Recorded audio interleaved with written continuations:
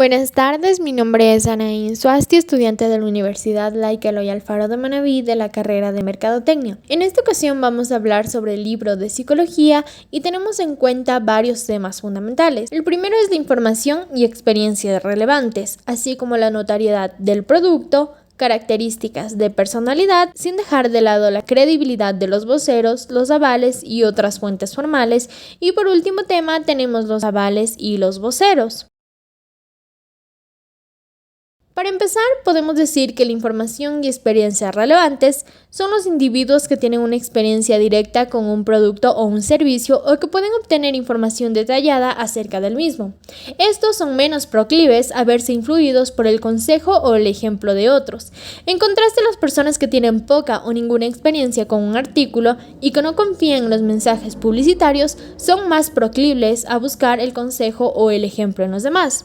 Un ejemplo de esto es cuando un joven representante de ventas corporativo quiere impresionar a un cliente.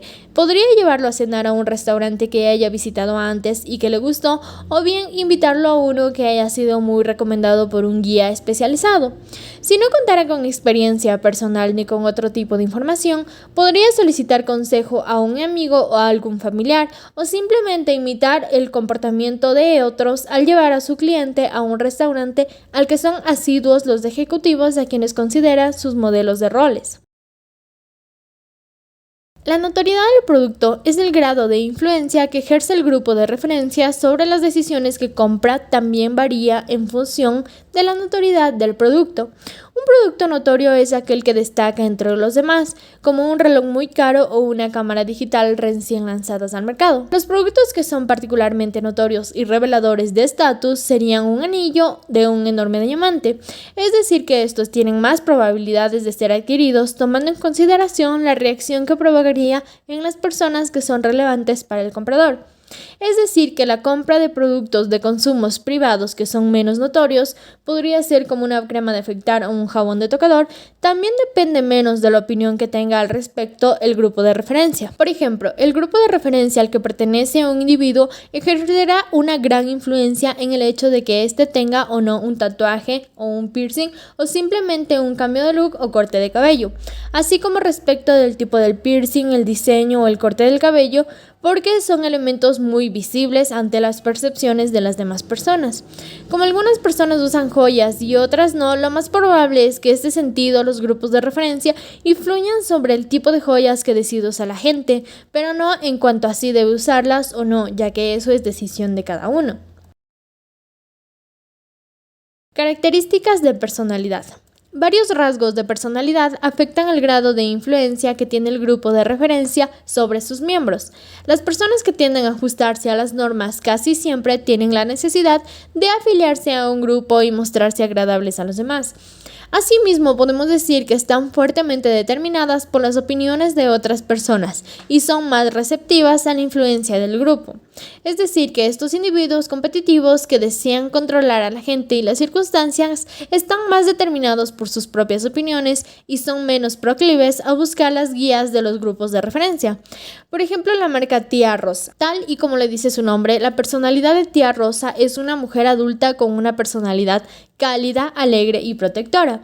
Con el uso de texturas y elementos gráficos, crea una sensación hogareña representada en su página.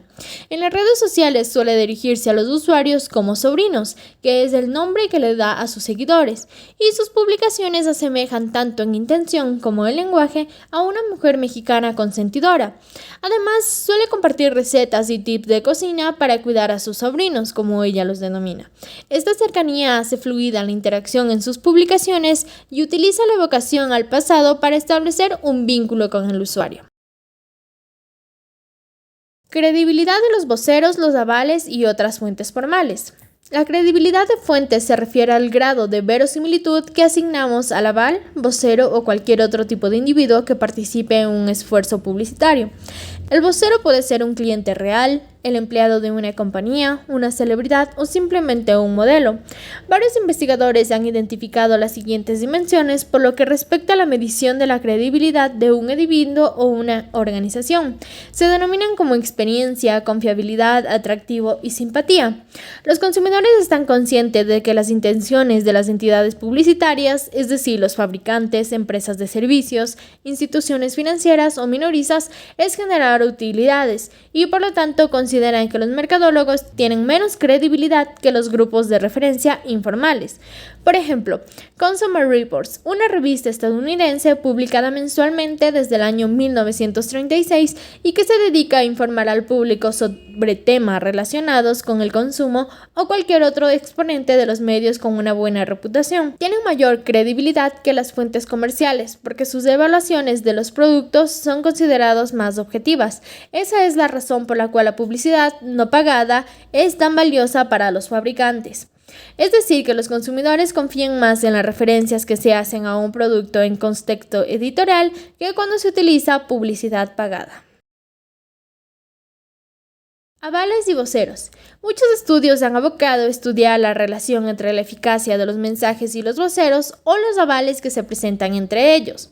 Estos hallazgos es la clave de tales investigaciones, se denominan en tres partes. La sinergia es la cual el aval y el tipo de producto o servicio anunciado es muy importante.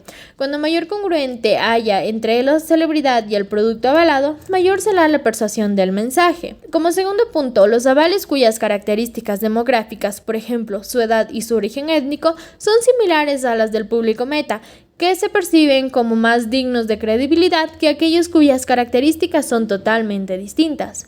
En tercer lugar, aunque es posible que a los consumidores les guste ver anuncios protagonizados por un aval famoso, solo comprarán el producto publicitario si confían también en el fabricante. Por ejemplo, en el caso de los productos para el arreglo personal, utilizan como vocero a una celebridad con atractivo físico, que tiene más probabilidades de mejorar la credibilidad del mensaje y generar una actitud favorable y perdurable hacia la marca. Cuando se trata de productos no relacionados con apariencia física, como serían los detergentes, el uso de un aval atractivo difícilmente produciría algún efecto. Bueno, esto ha sido todo por mi exposición, espero les haya servido de mucho y gracias por su atención.